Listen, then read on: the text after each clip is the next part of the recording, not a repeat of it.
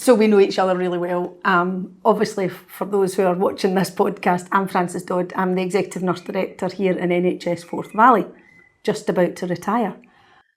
And I am Karen Goudie. I'm the Director of Nursing in the NHS Forth Valley and about to take over from Frances. The first question that we've got is, why did you want to be a nurse? So I'll ask you that, Karen. Why did you want to be a nurse? Put me on the spot. When I was 7, my gran had peripheral vascular disease and was in Gartnavel in Glasgow. And I had fond memories of my granda, who never drove, walking me down Byers Road to go and visit my gran, who was in hospital. So long story short, she ended up with bilateral amputations, and I was in absolute awe of the nurses that looked after her. And they wore white dresses, paper hats with stripes. They used to give me the hats to go and make up or do it while we were visiting my gran. And unfortunately, she died at the same age as I am now, which is quite hard to compute actually, because I thought she was an older lady then. But ever since that clearly not an older lady. Yeah, clearly not. But ever since that experience, nursing has always intrigued me.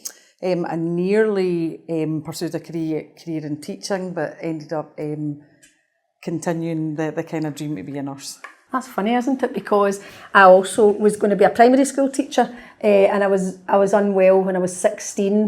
There was a few people, I live in East Kilbride, so there was a few people who had meningitis, and I was number 4 out of 7 who had meningitis, and I was looked after by this nurse, and her name, I've never ever met her to this day. Her name was Nurse O'Neill, and I always remember her, and she was amazing. She looked after me really, really well, and she came in, I'd been delirious, and she came in the next day and she had a big scratch on her arm and a big scratch on her face, and I said, "What happened to you?" And she said, "That was you yesterday." And I had literally, with my delirium, I had literally scarred this poor girl, and she was an amazing nurse. And I came back I was ready to apply for primary school teaching. I came back and said to my mum, "Mum, I'm going to be a nurse." Now my older sister's a nurse. She's an incredibly nice person, and I thought, maybe I'm not nice enough to be a nurse. But actually, she said, "Oh, right, I thought you were going to be a primary school teacher." "No, I'm going to be a nurse." And I have to say, it's the best decision I ever made. Best decision I ever made. I think I'd have been a rubbish primary school teacher. Me too. But no patience. Aye, exactly. It's funny that we were both going to do the same thing, isn't it?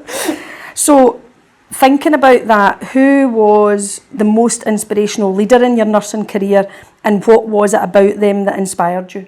She's 4 weeks away from retiring, so it's quite difficult to answer this question. So Frances and I met a good few years ago now. She was on my programme board for excellence in care when I was working for Healthcare Improvement Scotland and Scottish Government, and I remember meeting Frances and just being really struck by her energy in the room and her ability to connect with people and just bring a wee bit of joy and, connection, and very welcoming. While I was terrified in my first big programme board with all these really important people, and it was one of my second big project nationally. So I was really inspired by that in our first kind of meeting.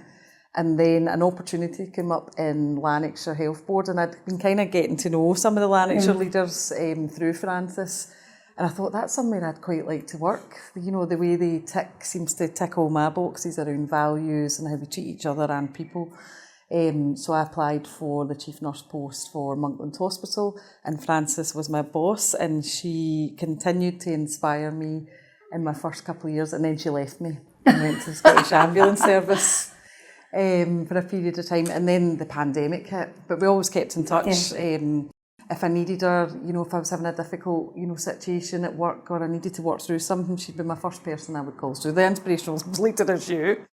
I had worked in Forth Valley previously, like a number of years ago, and it was always a board that was close to my heart.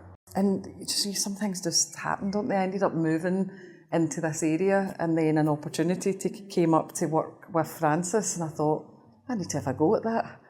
To come back and work for her. But my mum had passed away at the same time, so it was quite a tricky situation to come through a big job interview, but clearly I got the job and I'm here, and it's been an incredible 2 years that we've had together, transforming a place that's close to my heart. I really care about a lot of the people that are still here that I remember from Stirling Royal when I worked there.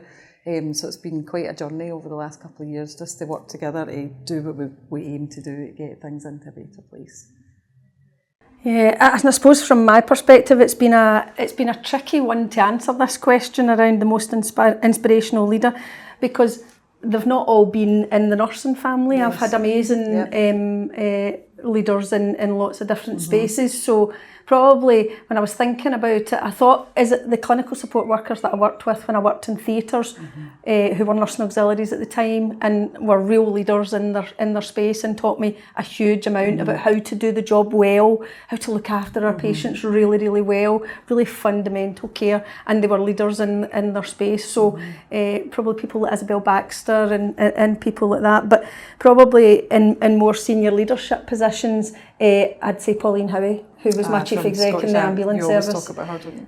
So Pauline was the consummate chief executive. She was absolutely professional, held us to account. We were really, really, really well supported. And she said to me, Frances, I know I'm probably not going to have you for very long, but what is it I can do for you? And there were a few things I wanted to get out of being in that job in terms of my development. And then I said to her, what is it you need from me? She said, don't worry, I'll get what I need from you. and I just thought, aye, okay. You're a bit like that, you've learned that. I thought that'll be fine. And I trusted Pauline. Yeah. And at difficult times in Forth Valley, there was one time I just didn't really know where to turn, and I turned to Pauline, and she's now my friend, and we go out walking, we go for lunch and things like that. And that's a relationship I never thought I would have with her, but she was truly an inspirational leader in a very challenging time in my career, where my mum had passed away when I was in the ambulance service as well, and she was just amazing. I couldn't have asked for a more personal level of support from a really professional leader. She was amazing. So looking at reflecting throughout your career, what key values and behaviours are important to you, Karen, that brought out the best in the teams that you've led? I think I've always remained really true to my values, from being a student right through being really junior and not understanding things completely, but always having a real sense and a gut around justice is one of my important ones. Justice for patients that receive our care or our support, and people that receive our support across the communities. Fairness and integrity, respect. But I think the thing that's most important to me is just that term of how we treat each other. I think it's really revealing in terms of how we operate as a team, and role modelling across our senior team, but beyond that, to ensure that I remember a senior leader saying this to me, and she'll know who she is if she ever watches this, that it takes all sorts, Karen. So that diversity of the people that make up our organisation, it's not one size fits all. So I think the way we treat people that are a wee bit, different from the pack is a real indicator of who we are. Yeah. So I think I'll always defend those people. It's always been a thing for me, defend the underdog, make sure that there's fairness and clarity of roles, and ensure that people are being treated well. And I'll always challenge that if I see people that are not being treated well. So. And you see that in the work, in how you do your how you do your business. Absolutely. But also, it doesn't mean to say you can't have difficult and tricky conversations. Indeed. And it's the way that you have those difficult conversations that support people to hear the difficult messages at times, even when it's maybe a bit challenging for them on a professional basis. But actually, when you show you care and when you do it with kindness, but you still deliver the message. Because actually, if you don't deliver the message, you're not kind to them, because you're not giving them the opportunity to grow and develop. So even in the difficult conversations, when you're thinking, the easiest thing to do here would be to say everything's fine, it's having the leadership conviction to say everything's not fine, but you do it in a way that's kind and caring and supportive, and people then take that opportunity, they reflect on it, and they go, actually, somebody's taken the time, they've gone to the effort to guide me further. And I've had loads of people in my career throughout just saying, if you think about it this way, you know, or this is what I noticed, and if you think, you know, about how you might do it slightly differently, and those were the ones that I really listened to by saying, actually, that person bothered to take the time to guide and support me to change my direction completely. And I think one of the things that I think both you and I have done is we've stayed true to who we are. Irrespective of what position you're in. Now, you know, I jokingly say I'm a wee mum and Fiscal bride. Because I say I'm from Mary Hill. Because that matters. I think that matters, just in terms of what you do and how you're grounded in how you do your business with your family in the background and the people that matter to you in the background, making sure that you stay with your feet firmly planted on the ground. So I think we've got quite similar values. Absolutely. And I think that's why probably our working relationship has worked so well. I think we're very different in terms of how we don't always agree. We don't always agree. We sometimes fight, but not in a bad way. But then we laugh. That's fine. Exactly. I don't agree with you. Exactly. But I know I can say I don't agree with you, and you know you're safe to you say. Know that you can say that you don't agree with me, you know. And I think having relationships like that in a more senior level, because I think I've said this before, people kind of look to you to have all the answers. And the diversity that we've created in the team means you've got a more chance of having the answers just by having different people. It's easy to you know, drift towards people that are like you. And I think from a leadership point of view, to notice where your personal or professional deficits are, and look for people who play to that, you know, they strengthen that. I think, I mean, Cam's Mrs. Data and I'm not Mrs. Data, but between the two of us, we've worked that out really well, I think, just in terms of how we do that, So how will you embed these behaviours with your teams and with peers, and how do you know they feel safe, well and heard at work, or reflecting on the past, I guess? Yeah. No, I think... You hand it over. I think we've described a wee bit of how we do that, and I think how we've done it between us is engaging across the NMAP community and really making sure that it wasn't just your and mine and Pauline and Gillian's view of the world. Actually, we said, what does that need to look like? And we've spoken to teams right from when I got here in October 2022 and when you got here in July 23. We've talked to teams and said, actually, you know, what should that look like? Because it needed to fit for Forth Valley as well. It couldn't just be how we'd maybe done things in the past. You can't lift it from another place. I think people assume that you can, but I think you can not at all. See what you've done in other places and potentially grow and build and develop it, and I think that's what we've done. I think we've been really thoughtful about recruitment, and you know, always considering what matters to us, what's the most important, and what we'll accept as well. You know, so it's not about just anyone being part of the team. It's about the right people that will fulfil, you know, the goals of the organisation, but also have that ability to create connection. I think if anything for me in the last 2 years, the connectedness of our team, our senior team, feels very strong, certainly in the next 6 months, year as I take over. Just reminding myself that's a reality in a few weeks' time. I think it's getting in amongst, you know, all the teams across the NMAP community and beyond, and how we can influence, you know, across the organisation in terms of how we do business, but also how we operate and how that connectedness creates something that's unique and special. You know, that we become a standout in NHS Scotland. That would be absolutely. We want to be that place that people want to come and work, and that certainly seems to be happening. So definitely. Yeah, we'll continue to do that.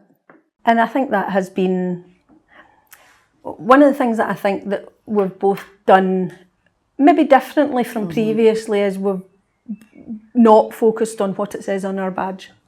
It doesn't matter to us, but for people that seemed to matter quite a lot. And I think I had this conversation with Aileen but it doesn't matter to you and I what it says on our badge, because we've got a job to do for the people of Forth Valley and the people who work in Forth Valley, and that has always been the thing that we've tried to focus on the most. And I think that once you forget what it says on your badge and you just go about doing your business, I think people warm to that and they connect with you on a personal and professional level rather than on a what it says on your badge level. Indeed. Because it doesn't matter. I agree completely. And I think that has been the position here maybe for a period of time, that kind of hierarchical approach. And, you know, I don't think you connect with people unless you create that safety and warmth and, you know, the real ability connection, to real connection. stop you in the corridor and say, how you doing today? You know, just natural connection and conversation with the people across the organisation and beyond. And I think one of the things, it's important to show people as a leader in any organisation the human aspect of you, you know, and you don't want to, you know, put all of it on the table, but you want people to realise that you're a human, you're doing the best that you can, and you do make mistakes, and we've both been able to say, I didn't get that right, I could have got that could have been better, and just having that humility to be able to acknowledge, I could have got that better, I'm sorry about that, but we'll get it better the next time. And people go, oh, that's okay, that's quite refreshing, because it's okay to not know everything, it's okay to just be, you know, we're not busking it because we know what we're doing, but actually to be vulnerable with people, I think, creates a different... We don't have all the answers, and that's why we've got a team that's of exactly thousands of people that will have the answers. And it's 100%. I think the sweet point is having the amount of connection that we're able to find the answers to things that we can't solve immediately, that we know who to go to, that they know who to connect with. So doing that has certainly helped us. I think that's my question for you. Is that your question? Is it? Well, I'm going to take it. I'm taking it anyway. Take it, go. I didn't get a chance to read it. That's fine. I'd read it. Thinking back to when you first came into post, what positive changes have you implemented to ensure your peers and team members feel safe, well and heard here in Forth Valley? So I think some of the positive measures, so I'm a detail girl, so I like to get into the detail of like, how are we doing? Where are we at with various things? So whether that be, what's the state of our workforce? As in, when I say state, I mean, what is the baseline? Is it right and proper? Is it delivering what we need it to deliver? How safe are we? How does it feel to be a person that uses our services? What does the feedback look like? So that's kind of the probably big things that I've had quite a lot of involvement in over the last 2 years.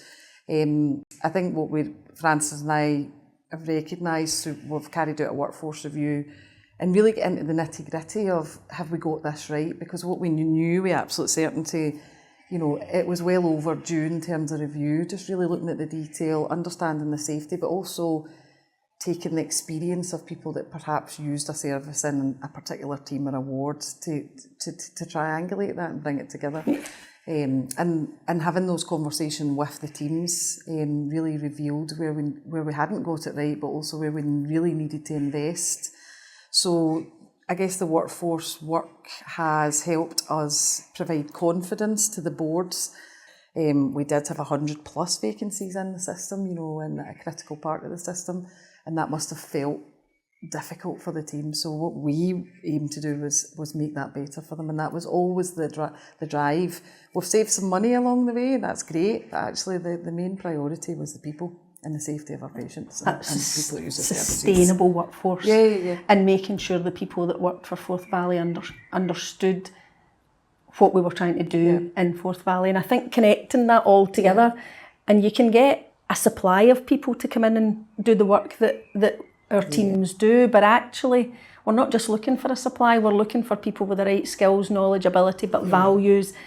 And also that we then have people who are consistent. Look, we've got a bit more of a consistent approach to understanding what their message is. So I think particularly in the safe, well and heard, I think that's really important that we've got that the people who work for Forth Valley are invested in working here in Forth Valley for the people of Forth Valley. But making sure and that they get the professional benefit out of that as well. And I think we've still got work to do in that space, you know, in terms of making sure that we start to articulate those career pathways for people, that people understand what the options are for them, what opportunities there are. And I think our practice development team, I think, are doing a good job in that space to start to work that through. But I think, I would agree, I think that's been a really, really strong piece for you, amongst many others. But that really just rebasing, post-pandemic rebasing the nursing workforce, I think has been has been a real strength for you. And Frances said earlier, you know, we're human beings too. Sometimes folk can have suspicions when you're starting to get into detail and thinking that we're going to make cuts or, you know, do something, you know, that's going to really impact them. But actually, the driving motivation was to make it better for them. Yeah. Because we have been on the shop floor, so I know what that looks like and feels like when it's not where it needs to be. So that gets me out of my bed in the morning. So I'll continue to do that. It's a good motivation. When Frances leaves me again. For the second time. For the second time. We made sure that the workforce that was needed was the workforce that we got. We had to present super strong. loads of papers. We had to present loads of debates to the chief exec to say, you can't afford not to do this. Absolutely. Because we need Forth Valley nurses in Forth Valley to give that consistency, to create the right conditions and grow the next generation. So many people going. But to care for our patients, to make sure that our patients have got that, you know who's coming in, you know who's on the off duty. You create the teamwork, you create that environment. Definitely. And you're starting to see that coming through the quality metrics as well. I mean, we've got the safety collaborative, which again is just simply put, bringing people together to learn and, you know, try and provide higher quality of care. And yeah, I think you can't do that unless you've got a stable workforce, particularly not a nursing workforce in an acute site. So, and it all starts to join together. And I'd love to have in October 2022 pressed a button, it would all have been fine, but we needed to change quite a lot in order to be able to create the right conditions, both at a board level, the exec team, as well as the conditions on the site for people to understand what wasn't right, and we needed to make it better. So all the clinical governance work that David and the medics have done on the acute site, the work that's been done in the partnerships, in prisons, across our whole estate, to make sure that we understand what's not good enough and how are we going to make it better. So really ambitious aims around all of that. What was the next part? What's the key to creating? The key to creating a positive culture where the workforce across Forth Valley feels safe, well and heard. I think we've talked about it. Yeah. It's the connection, it's the personal touch, it's the walking the walk, it's the connecting with people through the work that they do, and you hearing the work that they do and being able to articulate that up to the board, and being really, really connected between the board job that you have to the job on the ground of the staff who've got their hands on our patients, who are supporting our patients and our service users across the organisation, and making sure that you keep that as real as you possibly can. Absolutely. Because you can't, it would be easy to drift, it would be easy to lose connection from it. But I know you won't do that. Yeah, I'm too nosy. She's too nosy. She's too nosy. See what's going on. But just being able to do that in a really, really kind and caring way. I'm looking forward to that. I've not had as much chance to be clinical while I've been kind of sorting some stuff and fixing some things over the last couple of years. But I'm looking forward to having a bit more space to be able to do that. I'm looking forward to going and doing a shift the way Frances does, and connecting with some of the old faces that I know and some of the new. So I'm looking forward to that. That will be really important to me to connect back in. I'm a wee bit rusty, but I'm sure I'll be fine. You'll shine up. You'll shine up fine. And I think the interesting thing in that, Karen, is the impact that has on individual staff. And I think I say to my husband, it soars my soul when I put my uniform on and do my clinical shift on a monthly basis, because it does. Because you connect with staff and they think they're excited by what it says on your badge, and then you make it pretty obvious really, really early on that it doesn't actually matter what it says on your badge, because we're both nurses or we're both clinicians and we're doing our thing together. And you know, putting them at ease really, really early, because they get anxious with what it says on your badge. Yeah, indeed. But putting them at ease really, really early, just to say it's all right, we'll be fine, we'll have a great shift. And that you cannot buy what you learn from the staff, because they very, very quickly forget what it says on your badge because you're wearing your cornflower blue uniform. You're an extra pair of hands that day. You're an extra pair of hands that day. Yeah, absolutely. But they've got a huge amount of comfort in the fact that you're doing the job with them, and also they'll tell you things that I said there's often too many filters between us Yeah. in the jobs that we Stuff do. getting to us. To us. So actually, if you're at the coal face, hands-on patients, there's no filters. It's just you and that other nurse, absolutely, or you and that right other there. dietitian, or you and that other midwife. You know, doing what you do, Absolutely. and being okay with the vulnerability of not knowing it all. Yeah, indeed. Because you're never going to know it all in those She scenarios. says this to me because she knows I like to know the detail. Yeah. Even in the clinical role I had previously. Yeah, because you were an advanced nurse practitioner, and that's really hard when you put yourself into clinical situations where there is a level of vulnerability of, I don't know all of this. So what you do in that is you open your ears and you talk to people and you say, tell me about it, and they tell, because they want to tell you about their service. And you want them to be comfortable enough, to tell them how great they are. Yeah. Tell us how great they are, and what can we help with. And it's always astounded me when I've come back, when I worked in Monklands Hospital, it's quite a connected community, and the guys, if they had something to say, and they'll laugh when I say guys, because I should have called them guys, and they would tell me everything, if there was a problem, or if there's something that I really needed to know about, they'd come up and see me, and it was very open. But 2 years ago when I come back here, I was like, oh, just phone me in Teams, and people were like, can I really phone you? I know. Of course you can. It's fine to pick up the phone or email me, or is there anything I can do, or let me go and find that out and I'll come back to you. So that's been nice to just create those connections through. Yeah. So It's looking brilliant. forward to doing more of that. Absolutely. Right, the final one. Oh, final one. What single piece of advice would you share with your student nurse self as she starts her career? So that's an interesting question for me.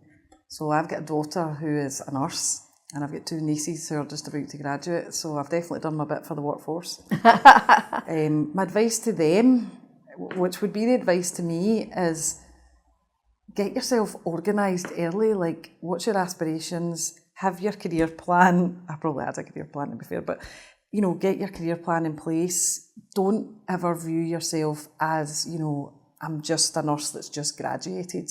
No, you're a registered nurse who's got a career in front of you. So start to think through, what does that look like? Go and extend your skills, go and learn more. Not just about nursing, midwifery and the AHP job families, but actually leadership skills and, thinking through improvement science is a big area that I love. So how we can broaden our horizons, and that nursing is for me, because I'm a nurse, is a career that has so many aspects to it, that the world's your oyster. So it does make me angry a wee bit when I see the media portraying nursing as, a difficult career and the pay is rubbish. Well, actually, there's a whole lot more to it. It's just we need to get better at getting that out there. So I think the advice would be develop early, have career aspirations, and you don't have to do 10 years before you can move on. There's lots of opportunity, and hopefully, with a leader like me around, I'll be able to open those doors for people. So Yeah, I think I would agree. What single piece of advice would I share with my student nurse self? I suppose my advice to me would be, being you is okay. Yes, you don't have to be somebody else. Being yourself is enough. You don't need to pretend to be something else. There were points in my career that I tried to be everything to all people, and being me wasn't right for some people, but it was right for other people, and I just needed to find my people. So that, to be okay, you're not going to be everybody's cup of tea. Indeed. And in fact, when I came here, I said that to Cathy Cowan. I said, I might not be your cup of tea. Before I was interviewed, I went to meet her and I said, here's what I can bring. I can bring this, and this, but I might not be your cup of tea. So that's up to you. Knowing your own self-worth, knowing what you bring to the party. And that took me a long time to understand that what I bring is good enough. Absolutely. It's good enough, and it can make a difference. But internally, my narrative was, you need to be better, yes, you do get better, you gain different skills, you gain different knowledge, but the core person, back to our first conversation around values, that core person, it's enough. And not to fight that, but to embrace it. Because you might be the diversity that we talked about earlier. Yeah. You might be the diverse view that nobody else is giving. that can actually strengthen how we do things, and that is absolutely a gift. To be able to bring something different to a conversation, because lots of people can all say the same things, but actually to bring, you know, a different perspective that just broadens it even further and makes it even better, and you go, okay. But it took me years to believe that what I brought was enough, and that's what I would say to my student nurse self. Really, you're enough. Yeah. Right, okay, we're nearly in tears, the two of us. But I just want to say I wish you all the best. I think it'll be great. I think you'll be amazing. I don't know how I've not cried. I know, and I'm normally a crier. She has tiny tears, we call her tiny tears. But I do think passing over the baton, the metaphorical baton, that you will be a fantastic executive nurse director for NHS Forth Valley, and I wish you all the best. Thank you. Thank you, Frances. Thank you, Frances.